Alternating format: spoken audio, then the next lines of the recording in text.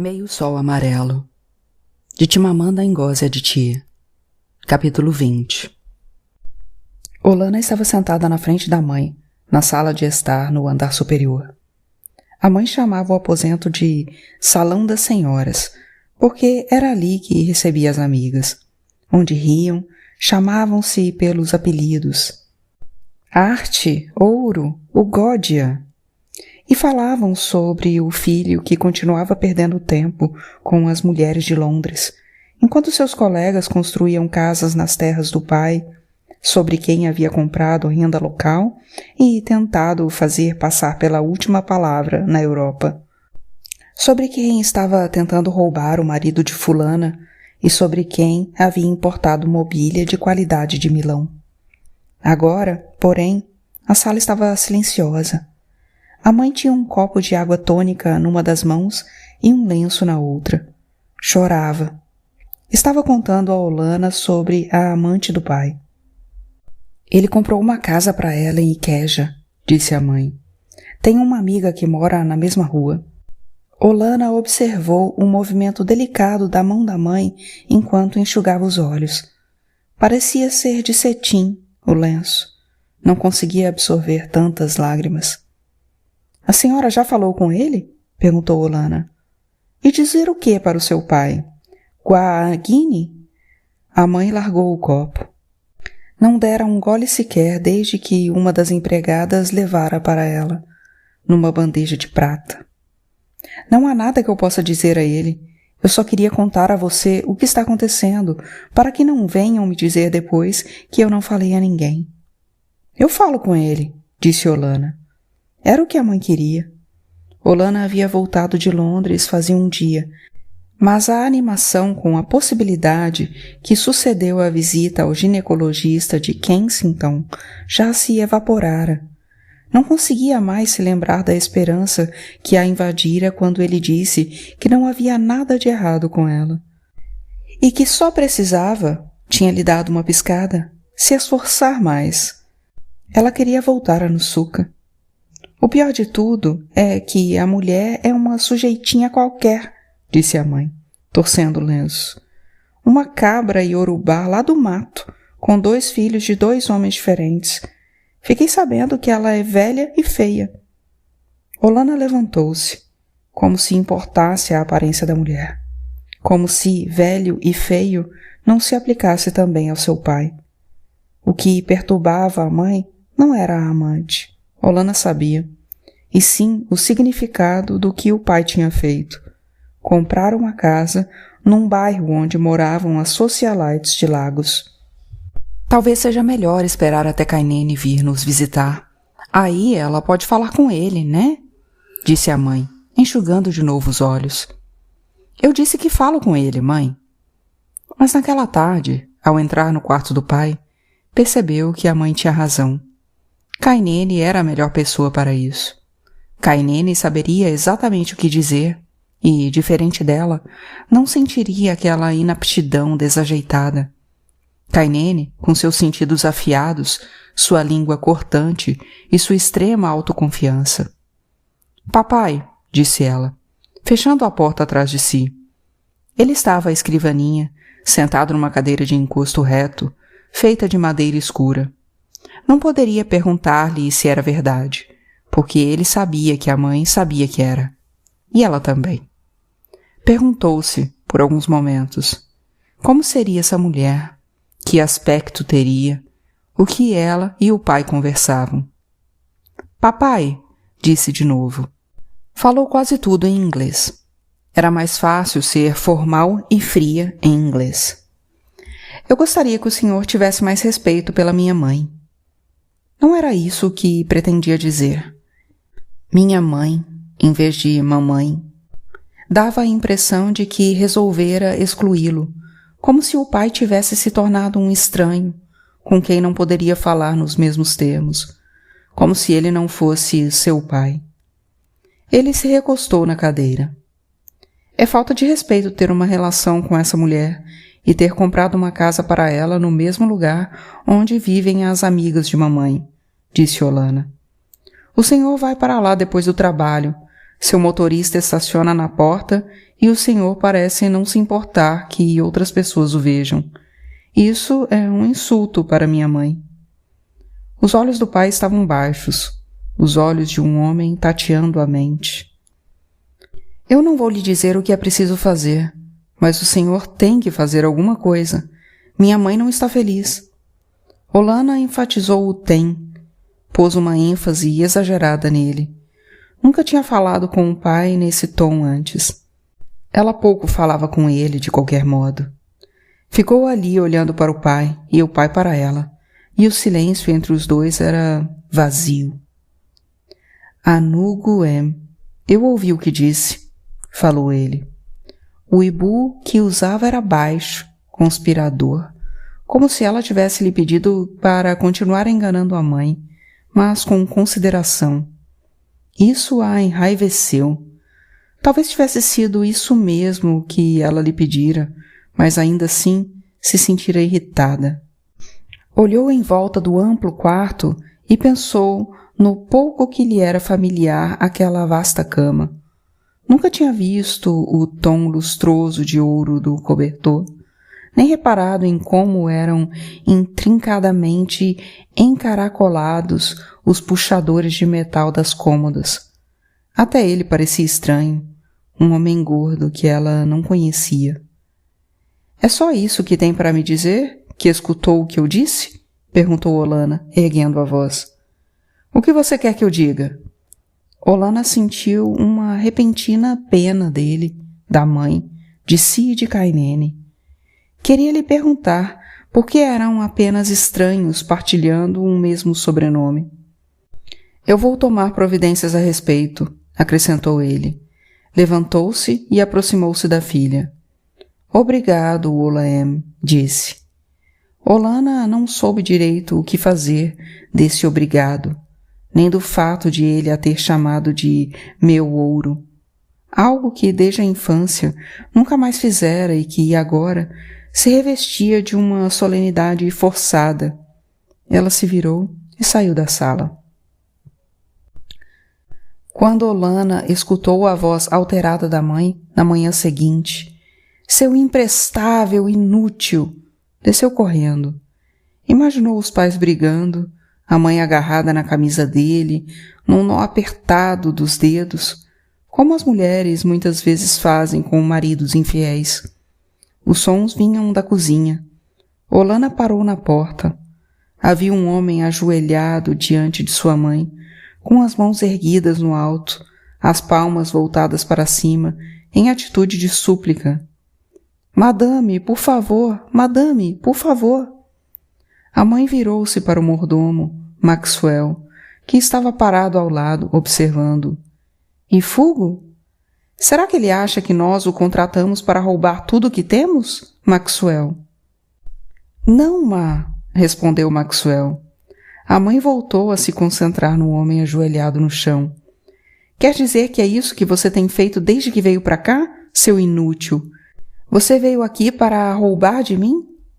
Madame, por favor, madame, por favor. Estou me valendo de Deus para lhe implorar. Mamãe, o que houve? Perguntou Olana. A mãe se virou. Ah, Né, eu não sabia que você já tinha acordado. O que houve? Foi essa besta aqui. Nós o contratamos não faz um mês e ele já quer roubar tudo que tem na casa. Ela se virou de novo para o homem ajoelhado. É assim que você retribui a quem lhe dá um emprego? Sujeito estúpido. O que foi que ele fez? Perguntou Olana. Venha aqui ver. A mãe a levou até o quintal, onde uma bicicleta estava encostada numa mangueira. Um saco de pano havia caído do assento de trás, espalhando arroz pelo chão. Ele roubou meu arroz e estava pronto para ir para casa. Foi só pela graça de Deus que o saco caiu. Quem é que sabe o que mais ele já roubou de mim? Não é à toa que ando procurando alguns dos meus colares. A mãe ofegava ao falar. Olana olhou os grãos de arroz no chão e se perguntou como é que a mãe pudera ficar no estado em que estava por causa deles, e se ela realmente acreditava na própria indignação. Tia, por favor, fale com a madame. Foi o diabo que me fez fazer isso. As mãos suplicantes do homem estavam agora voltadas para Olana. Por favor, fale com a madame. Olana desviou a vista do rosto enrugado e dos olhos amarelados. Ele era mais velho do que dera a impressão de início. Tinha mais de 60 anos, com certeza. Levante-se, disse ela. Ele hesitou, olhando para a mãe dela. Eu disse para se levantar. Não fora a intenção de Olana erguer a voz, mas ela saiu aguda. Desajeitadamente, o homem se levantou, os olhos baixos. Mamãe, se você vai despedi-lo, então despeça e o deixe ir embora. O homem arquejou, como se não esperasse isso dela. A mãe também parecia espantada e olhou primeiro para Olana, depois para o homem, em seguida para Maxwell, antes de tirar a mão do quadril. Eu vou lhe dar mais uma chance, mas você que não põe a mão em nada desta casa, a menos que tenha permissão. Ouviu bem? Ouvi, madame. Obrigado, madame. Deus a abençoe, madame. O homem ainda estava entoando os seus agradecimentos quando Olana pegou uma banana da mesa e saiu da cozinha. Contou a Odênibo por telefone a repulsa que sentira ao ver aquele homem idoso humilhar-se daquela forma. A certeza que tinha de que a mãe o teria despedido, mas só depois de, no mínimo, 1 hora se deliciando com o servilismo adjeto dele e com sua indignação hipócrita. Ele não deve ter pegado mais do que 4 xícaras de arroz. Ainda assim, foi furto, nem? Meu pai e seus amigos políticos roubam dinheiro com os contratos que fazem com as empresas, mas ninguém os faz ficar de joelhos implorando perdão. E com o dinheiro roubado, eles constroem casas e alugam para gente como esse homem, a preços exorbitantes que os impedem de comprar comida. Você não pode reparar roubo com roubo. Odênibo parecia estranhamente sombrio. Ela esperava dele uma explosão de raiva diante da injustiça de tudo. Quer dizer que a desigualdade significa indignidade? Perguntou. Em geral, sim. Você está bem? Minha mãe está aqui. Eu não tinha ideia de que ela viria me visitar. Não era à toa que ele estava com aquela voz. Ela já terá ido embora até terça-feira? Eu não sei. Gostaria muito que você estivesse aqui. Ainda bem que não estou. Já discutiram uma forma de quebrar o feitiço da bruxa instruída? Eu digo a ela, antes que ela diga qualquer coisa, que não há mais nada a discutir. Quem sabe você consegue apaziguá-la dizendo que estamos tentando ter um filho? Ou será que ela vai ficar horrorizada só de me imaginar tendo um filho? Afinal, alguns daqueles genes de bruxa podem passar para o neto dela. Esperava que Odênibo risse da piadinha, mas ele não riu. Mal posso esperar até terça-feira, disse, depois de um tempo. Eu também não, disse ela. Diga ao Gu para arejar o tapete do quarto. Nessa noite, quando a mãe entrou no seu quarto, Olana sentiu o aroma floral do perfume Chloe. Um cheiro adorável, se bem que nunca tivesse entendido por que uma pessoa precisava usar perfume para dormir. A mãe tinha frascos demais de perfume, todos alinhados em sua penteadeira como numa prateleira de loja. Frascos bojudos, frascos afilados, frascos redondos. Mesmo usando perfume todas as noites para dormir, a mãe não conseguiria dar cabo deles nem em 50 anos. Obrigada, Nê, disse ela. Seu pai já está tentando compensar pelo que fez. Entendo. Olana não queria saber o que o pai fizera para compensar a mãe, mas tinha um curioso sentimento de realização por ter falado com ele como Kainene, de tê-lo obrigado a fazer alguma coisa, de ter sido útil. A senhora Nuiso logo vai parar de me ligar para dizer que viu seu pai na rua dela, disse a mãe. Outro dia ela disse uma coisa maliciosa sobre filhas que se recusam a casar. Acho que estava querendo me atiçar para uma discussão. A filha dela se casou no ano passado e eles não tiveram como importar nada para o casamento. Até o vestido foi feito aqui mesmo em Lagos. A mãe sentou-se. Por falar nisso, tem alguém querendo conhecer você. Sabe a família de Igwe Onoshie? O filho é engenheiro. Acho que viu você em algum lugar e está muito interessado. Olana soltou um suspiro e encostou-se na cama para escutar a mãe. Ela voltou para Nusuka no meio da tarde, naquela hora inerte de sol impiedoso em que até mesmo as abelhas param em silenciosa exaustão. O carro de Odênibo estava na garagem. O Gu abriu a porta antes que ela batesse. A camisa desabotoada, uma leve mancha de suor embaixo dos braços. Bem-vinda, Má, disse ele.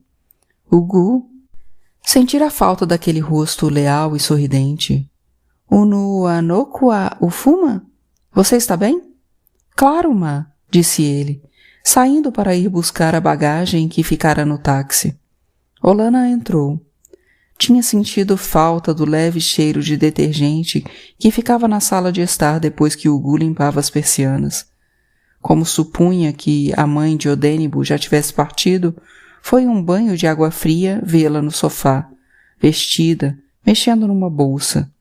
A mala estava ao lado, segurando uma pequena caixa de metal. Nem, disse Odênibo, avançando para ela. É tão bom ter você de volta, tão bom. Quando se abraçaram, o corpo dele não relaxou contra o dela, e a rápida pressão de seus lábios parecia de papel. Mama e a mala estão de saída. Vou levá-las até a rodoviária. Boa tarde, Mama, disse Olana, sem fazer a menor tentativa de se aproximar. Olana, Kedu? Perguntou a mãe de Odênibo. Foi ela que a abraçou primeiro. Foi ela que deu um sorriso caloroso. Olana ficou espantada, mas contente. Talvez Odênibo tivesse conversado com ela sobre a seriedade do relacionamento e o plano de ter um filho conquistara finalmente o coração de Mama. Amala, como vai você? Disse Olana. Eu não sabia que você também tinha vindo. Bem-vinda, tia, murmurou Amala, de olhos baixos. Trouxe tudo o que é seu? Perguntou Odênibo à mãe. Então vamos. Já comeu, Mama? Perguntou Olana. A refeição da manhã ainda pesa no meu estômago, disse Mama. Ela estava com um olhar alegremente especulativo no rosto. Precisamos ir agora, disse Odênibo. Eu tenho um jogo programado para daqui a pouco. E quanto a você, Amala? Perguntou Olana. O rosto sorridente de Mama de repente a fez querer que ficassem um pouco mais. Espero que tenha comido alguma coisa. Comi sim, tia. Obrigada, disse Amala, ainda com os olhos concentrados no chão. Dê a Amala a chave para pôr as coisas no carro, disse Mama. Odênibo aproximou-se de Amala, mas parou a meio caminho, de forma que teve de esticar o corpo e o braço para lhe dar a chave, que ela pegou com o maior cuidado. Não se tocaram. Foi um momento minúsculo, breve e passageiro, mas Olana notou como os dois evitaram escrupulosamente qualquer contato de pele, qualquer toque, como se estivessem unidos por uma compreensão geral tão grande que estivessem resolvidos a não se unir por mais nada. Boa viagem, disse ela. Viu o carro se afastar do compound e continuou ali, dizendo a si mesma que estava enganada, que não havia nada naquele gesto, mas ele a incomodava. Sentia algo muito parecido ao que sentira enquanto esperava ser atendida pelo ginecologista, convencida de que havia algo errado em seu corpo. No entanto, desejando que o médico lhe dissesse que estava tudo bem. Má, a senhora quer comer? Quer que eu aqueça um pouco de arroz? Perguntou o Gu. Agora não. Por uns breves instantes, quis perguntar ao Gu se ele tinha reparado no gesto, se tinha reparado em alguma coisa. Vai ver se tem um abacate maduro? Vou, Má. O Gu hesitou só um pouquinho antes de sair. Ela continuou perto da porta até Odênibo voltar. Não sabia ao certo o que significavam aquela contração no estômago e as arfadas no peito. Abriu a porta e procurou o rosto dele. Aconteceu alguma coisa? Como assim? Ele segurava alguns jornais na mão. Um dos meus alunos perdeu a prova e esta manhã veio e me ofereceu dinheiro para aprová-lo, o energúmeno. Eu não sabia que a mala tinha vindo com mama, disse ela. Pois é. E ele se pôs a rearrumar os jornais, evitando o olhar de Olana. Aos poucos, ela foi se dando conta, em estado de choque. Ela sabia. Sabia pelos movimentos bruscos que ele fazia, pelo pânico na fisionomia, pelo modo apressado como estava tentando parecer normal de novo, que algo que não deveria ter acontecido, tinha acontecido. Você dormiu com a mala, disse Olana. Não era uma pergunta. No entanto, ela queria que ele respondesse como tal. Queria que ele dissesse não e ficasse bravo com ela por ter chegado a pensar uma coisa dessas. Porém, Odênibo não disse nada. Sentou-se na poltrona e olhou para ela. Você dormiu com a mala, repetiu Olana. Nunca mais se esqueceria da expressão dele, olhando para ela como se nunca na vida tivesse imaginado essa cena e, por isso, não soubesse como pensar a respeito de como pensar no que dizer ou fazer. Ela se virou para ir à cozinha e quase caiu ao lado da mesa de jantar, porque o peso no peito era grande demais, desmedido para o seu tamanho. Olana, disse ele. Ela o ignorou. Odênibo não viria atrás dela porque estava com medo, cheio do temor dos culpados. Ela não pegou o carro e foi direto para o seu apartamento. Em vez disso, saiu no quintal, sentou-se nos degraus da porta da cozinha e ficou vendo uma galinha perto do limoeiro vigiar seus 6 pintinhos, empurrando-os para as migalhas no chão. O Gu estava apanhando abacates da árvore perto do alojamento dos criados. Ela não sabia bem quanto tempo ficara ali, sentada, antes que a galinha começasse a cacarejar bem alto e abrisse as asas para proteger os pintos. Mas eles não foram rápidos o bastante para se abrigar. Um gavião mergulhou e levou um deles, um pintinho marrom e branco.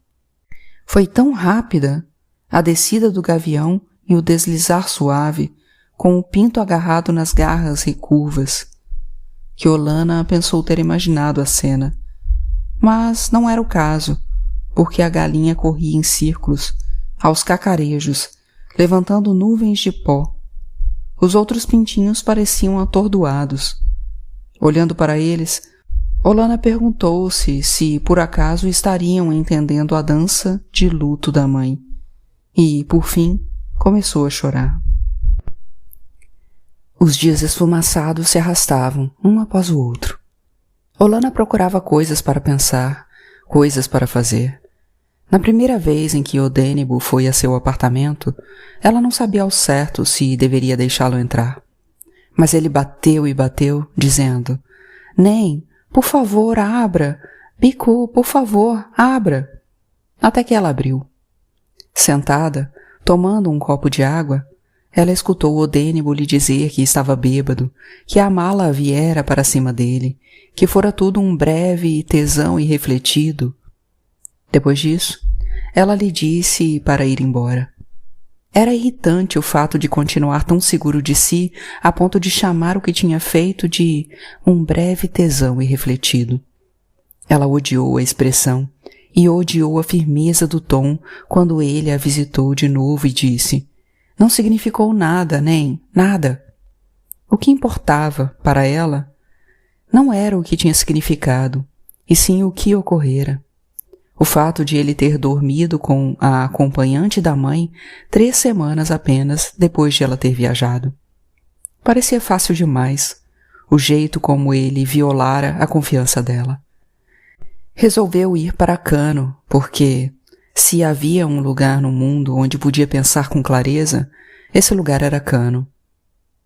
Seu voo parou em Lagos e, enquanto esperava a conexão, viu uma mulher alta e magra passar por ela apressada. Levantou-se e estava prestes a gritar "Kainene", quando percebeu que não podia ser ela. Kainene tinha a pele mais escura e jamais usaria uma saia verde com uma blusa vermelha. Bem que gostaria que fosse Kainene, porém. Sentariam uma ao lado da outra e ela contaria a Kainene sobre Odênibo. E Kainene diria alguma coisa inteligente, sarcástica e, ao mesmo tempo, reconfortante. Em Cane, Arise ficou furiosa. Aquela besta selvagem de Aba, o pênis podre dele vai cair logo logo. Será que ele não sabe que devia acordar toda manhã, ajoelhar no chão e agradecer ao Deus dele por você ter se dignado a olhar para ele? Disse ela, enquanto mostrava a Olana desenhos de vestidos de noiva bufantes.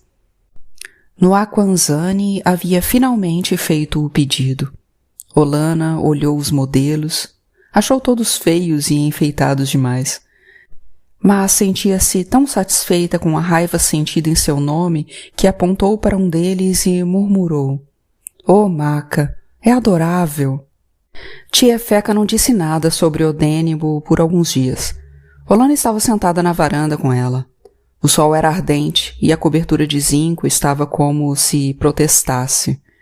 Mas ainda assim era mais fresco ali que na cozinha enfumaçada, onde 3 vizinhos cozinhavam ao mesmo tempo. Olana abanou-se com uma esteirinha de ráfia. Havia 2 mulheres perto do portão, uma delas gritando em Ibu: "Eu disse que você vai me dar o dinheiro hoje. Tá. Hoje, não amanhã. Você me ouviu dizer isso porque eu não falo com água na boca." Enquanto a outra fazia gestos de súplica com as mãos e olhava para o céu. "Como você está?" perguntou tia Feca. Estava mexendo uma massa pastosa de feijão moído no pilão. "Estou bem, tia. Melhor ainda por estar aqui." Tia Feca pôs a mão na pasta para tirar um pequeno inseto preto que caíra lá dentro. Olana abanou-se mais rápido.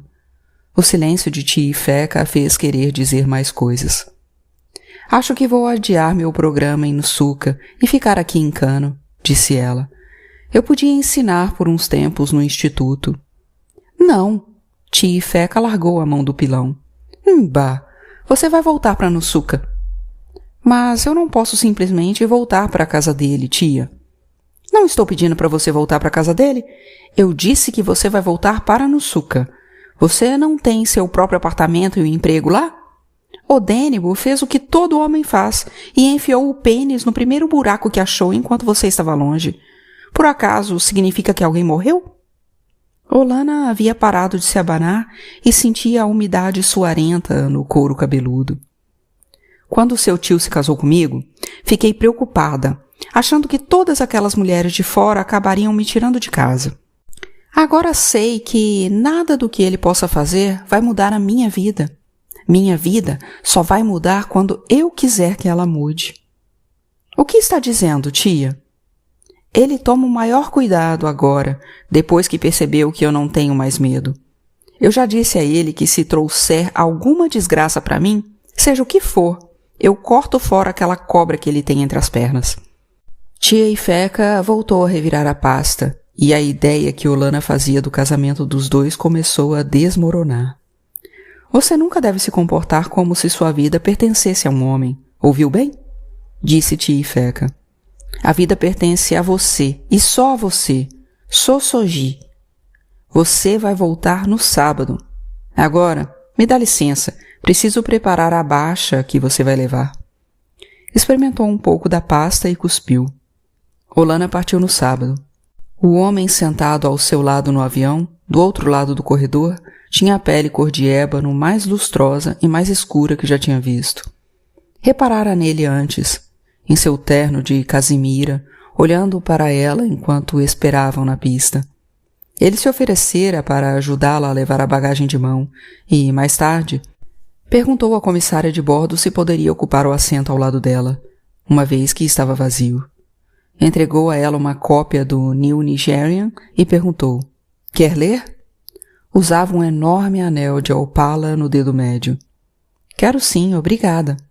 Olana apanhou o jornal, folheou as páginas, ciente de que ele a observava e de que o jornal fora seu jeito de iniciar a conversa. Tinha um súbito desejo de se sentir atraída por ele, de que algo mágico e louco acontecesse com ambos e, quando o avião aterrissasse, que saíssem os dois de mãos dadas, rumo a uma vida nova cheia de felicidade. Eles conseguiram finalmente remover o vice-reitor Ibu da Universidade de Lagos, disse ele. Ah, está na última página. Olana virou o jornal para ver. Sei. Por que escolheram Ibu para ocupar o posto de vice-reitor em Lagos? Perguntou ele e, como Olana não respondeu, apenas sorriu, para dizer que estava escutando. Ele acrescentou. O problema dos Ibus é que eles querem controlar tudo no país. Tudo. Por que não ficaram no leste? Eles são donos de todas as lojas, controlam os serviços públicos, até mesmo a polícia. Se você for preso por seja qual for o crime, contanto que saiba dizer Quedá, eles deixam você ir. Nós dizemos Quedu, não Quedá, disse Olana, em voz baixa. Significa como vai você? O homem a encarou e ela correspondeu, pensando em como ele seria bonito se tivesse nascido mulher. Com aquela pele perfeitamente brilhante e quase negra. Você é Ibu?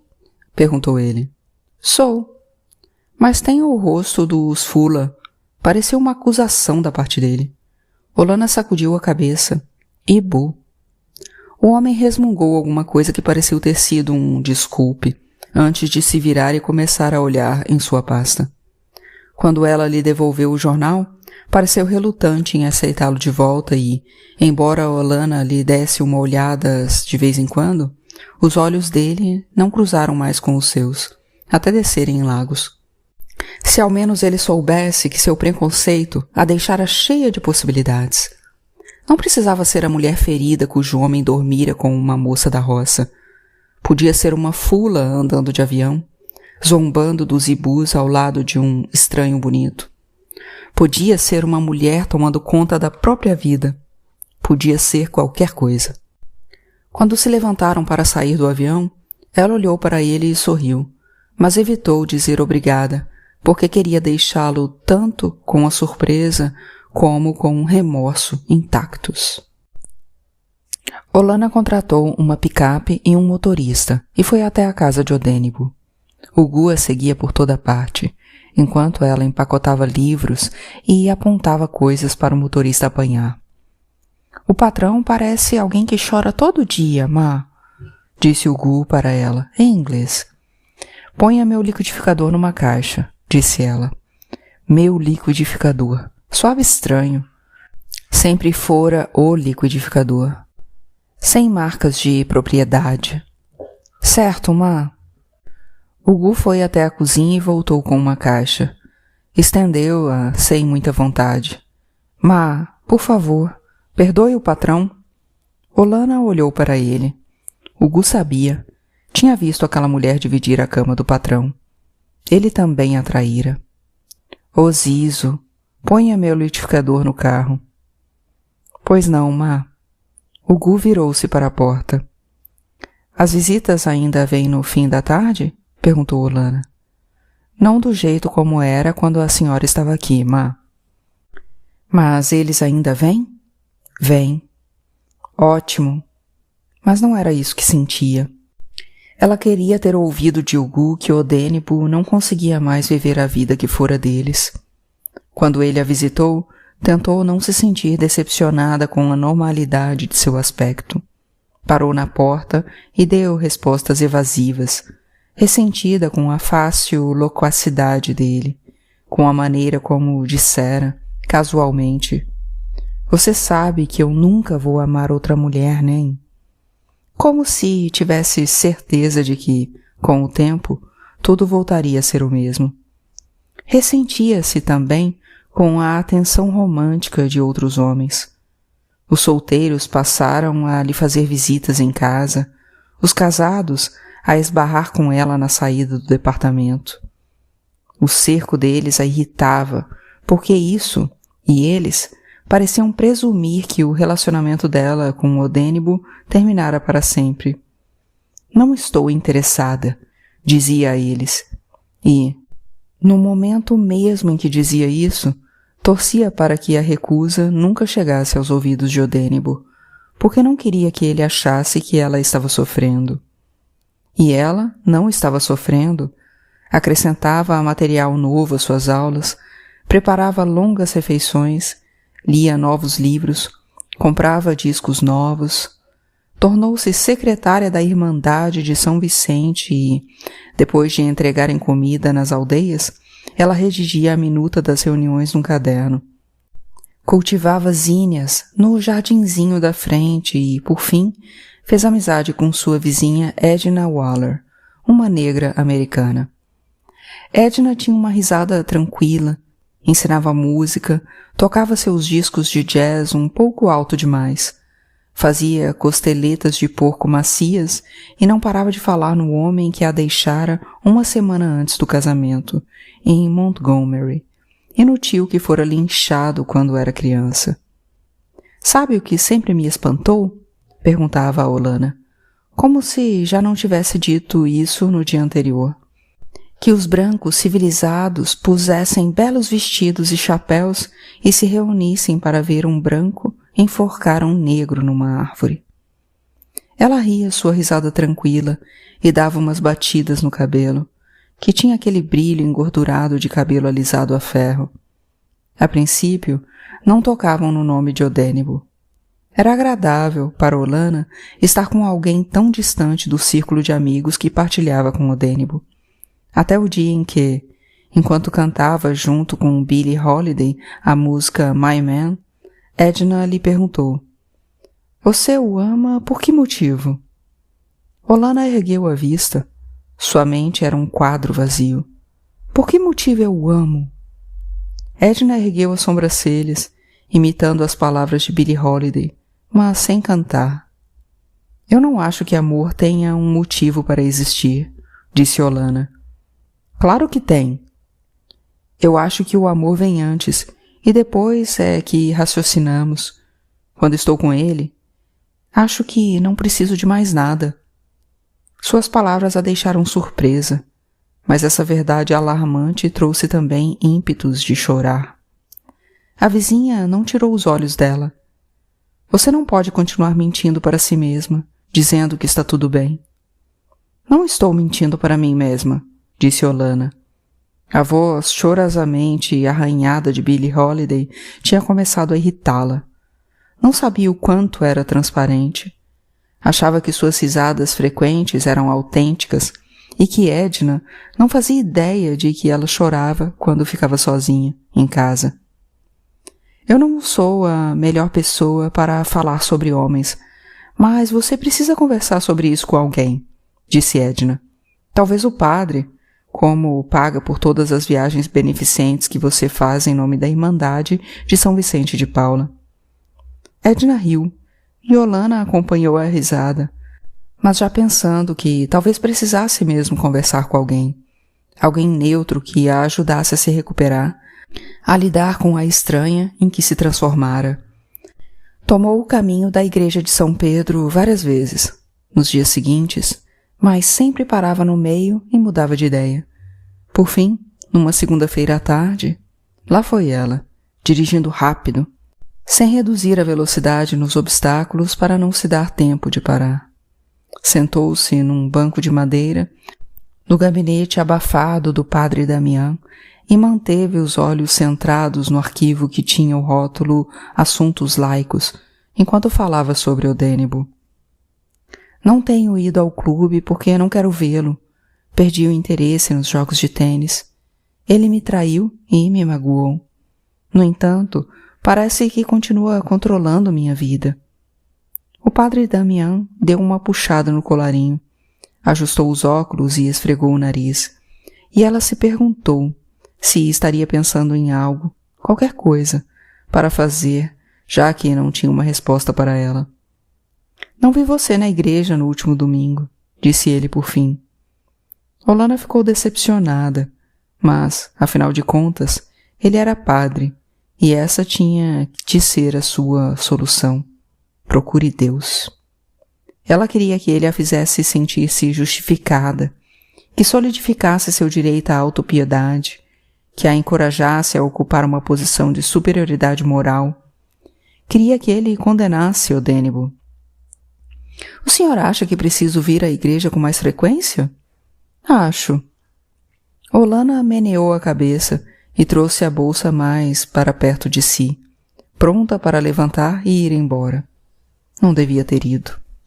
Não devia ter esperado que um voluntário de cara redonda e túnica branca, um eunuco, pudesse entender como se sentia. Ele estava olhando para ela, os olhos grandes por trás das lentes. Também acho que você deveria perdoar Odênibo, disse ele, e deu mais um puxão no colarinho, como se ele o tivesse sufocando. Por um instante, Olana sentiu desprezo pelo padre. O que ele estava dizendo era fácil demais, previsível demais. Não precisava ter ido até lá para ouvir aquilo. Certo, levantou-se. Obrigada. Não é por ele, sabe? É por você. O quê? O padre continuava sentado, de modo que ela teve de baixar a vista para olhar para ele. Não veja isso como um perdão. Veja como permissão para ser feliz. O que vai fazer com a tristeza que escolheu? Vai comer tristeza? Olana olhou para o crucifixo acima da janela, para o rosto do Cristo, sereno em sua agonia, e não disse nada. Odênibo chegou muito cedo, antes que ela tivesse tomado o café da manhã. Sabia que havia algo errado, mesmo antes de destrancar a porta e ver a fisionomia sombria. — O que foi? Perguntou. Sentiu um horror afiado diante da esperança que se havia infiltrado em sua cabeça, que a mãe dele tivesse morrido. — A mala está grávida, disse ele. Havia um tom abnegado e inflexível em sua voz, o tom de uma pessoa que dá más notícias, mas permanece forte em nome dos outros. Olana agarrou-se à maçaneta da porta. — O quê? — Mama acabou de vir me avisar que a mala está grávida de um filho meu. Olana começou a rir. Ela riu e tornou a rir, porque a cena atual e as semanas anteriores pareciam uma fantasia. — Me deixe entrar, disse Odênibo, por favor. Ela se afastou da porta. — Entre. Ele sentou na beiradinha de uma cadeira e ela teve a impressão de estar colando de volta os cacos de porcelana só para vê-la se espatifar toda de novo. A dor não estava em vê-la espatifada pela segunda vez, e sim na percepção de que tentar remontá-la nunca tivera a menor importância desde o início.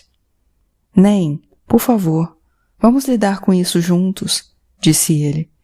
Faremos o que você achar melhor, por favor. Vamos tratar disso juntos. Olana foi até a cozinha para desligar a chaleira. Voltou e sentou-se diante dele. — Você disse que foi uma vez. Só uma vez e ela fica grávida? Só uma vez? Gostaria de não ter erguido a voz, mas era tão implausível, tão teatralmente implausível que tivesse dormido com uma mulher uma única vez num estado de embriaguez e ela tivesse engravidado. — Foi só uma vez, disse ele, só uma vez. — Entendo. Mas não estava entendendo nada. O que sentiu foi uma ânsia enorme de lhe dar uma bofetada, porque a maneira de ele enfatizar uma talvez transformava o ato em inevitável, como se a questão fosse quantas vezes acontecera, e não que jamais deveria ter ocorrido.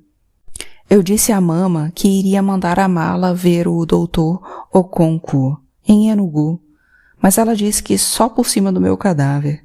Disse que a mala vai ter o bebê e criar a criança sozinha. Tem um rapaz que mexe com madeira, em Ondo, com quem a mala deve se casar. Odênibo se levantou. Mama planejou tudo, desde o início. Agora percebo que primeiro ela garantiu a bebedeira, depois mandou a mala ir ao meu quarto. É como se eu tivesse caído dentro de alguma coisa que não entendo direito. Olana olhou para ele, desde o halo formado pela cabeleira até os dedos finos dos pés, calçados com sandálias, alarmada com o fato de sentir tamanha onda de aversão por alguém que amava. Ninguém deixou você cair em coisa nenhuma, disse. Ele tentou segurá-la, mas ela se safou e pediu-lhe que fosse embora. Mais tarde, no banheiro, parou na frente do espelho e espremeu violentamente a barriga com ambas as mãos. A dor a fez lembrar como era inútil. A fez lembrar que havia uma criança aninhada no corpo de uma estranha, e não no seu. Edna bateu tantas vezes que no fim Olana teve de se levantar e abrir a porta. — O que houve? Perguntou Edna. Meu avô costumava dizer que os outros simplesmente peidavam, mas que o seu próprio peido sempre soltava merda, disse Olana. Queria parecer engraçada, mas a voz pareceu rouca demais, forrada de lágrimas. O que aconteceu? A moça com quem ele dormiu está grávida. Qual é o problema com você? Olana franziu a testa. Qual era o problema com ela? Vê se consegue se controlar melhor, disse Edna. Por acaso acha que ele passa o dia chorando feito você? Quando aquele miserável me largou em Montgomery, eu tentei me matar. E sabe o que ele estava fazendo? Tinha se mandado e estava tocando num grupo em Louisiana. Edna deu um tapinha irritado no cabelo. Olhe só para você. Você é a pessoa mais bondosa que eu já conheci. Veja como você é linda. Por que precisa de tanta coisa de fora? Porque o que você é não basta. Você é fraca demais. Olana recuou. O acúmulo tumultuado de dor, pensamentos e raiva que a invadiu fez as palavras saírem de sua boca com uma precisão serena. Não é culpa minha que seu homem tenha largado você, Edna. De início, Edna ficou surpresa, depois com raiva, até se virar e sair. Olana observou a vizinha indo embora e lamentou ter dito aquilo, mas não iria pedir desculpas ainda. Daria a Edna um dia ou dois. Sentiu-se repentinamente com fome, com muita fome. Suas entranhas tinham se esvaziado com tanto choro. Nem deixou seu arroz jolofe aquecer devidamente e comeu na panela. Tomou 2 garrafas de cerveja gelada, mas ainda assim não estava satisfeita. Comeu os biscoitos que estavam no armário e algumas laranjas da geladeira. Depois, resolveu ir até a Western Shop para comprar vinho. Iria beber.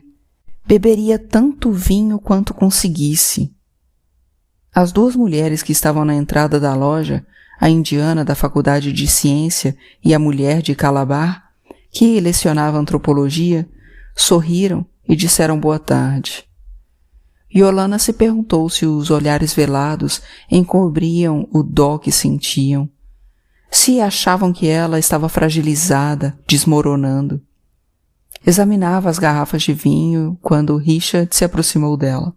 — Bem que achei que era você, disse ele. — Olá, Richard. Deu uma olhada para o carrinho dele. — Eu não sabia que você fazia as próprias compras. Harrison foi passar uns dias com a família, disse. — Como você está? Está bem? Ela não gostou da piedade que viu nos olhos dele. — Estou muito bem. Não consigo decidir qual dos 2 comprar. Fez um gesto para as garrafas de vinho. — Por que eu não compro as 2 e você toma comigo? Assim podemos decidir qual é o melhor. Tem 1 hora para desperdiçar ou precisa voltar correndo para o seu livro? Richard parecia ter ficado surpreso com a animação dela. — Mas eu não quero importunar. — Claro que você não vai me importunar. Além disso, você nunca me visitou. Ela fez um silêncio. Em meu apartamento. Ela manteria a pose normal e afável. Eles tomariam vinho e conversariam sobre o livro dele, sobre as novas íneas dela, da arte de Igbo Ugu e do fiasco das eleições da região ocidental. E ele então poderia ir dizer a Odenbo que ela estava ótima, Ela estava ótima. Quando chegaram ao apartamento dela, Richard sentou-se empinado no sofá e ela queria que ele se sentasse do mesmo jeito, relaxado, meio escarrapachado, como sentava na casa de Odênibo. Até a forma como segurava a taça era rígida. Ele sentou no chão acarpetado e brindaram a independência do Quênia. Você tem que escrever sobre essas coisas horrendas que os britânicos fizeram no Quênia, disse Olana. Não eram eles que cortavam fora os testículos? Richard murmurou alguma coisa e desviou o olhar, como se a palavra testículos o tivesse deixado com vergonha. Olana sorriu, olhando para ele. Eram, não eram? Eram.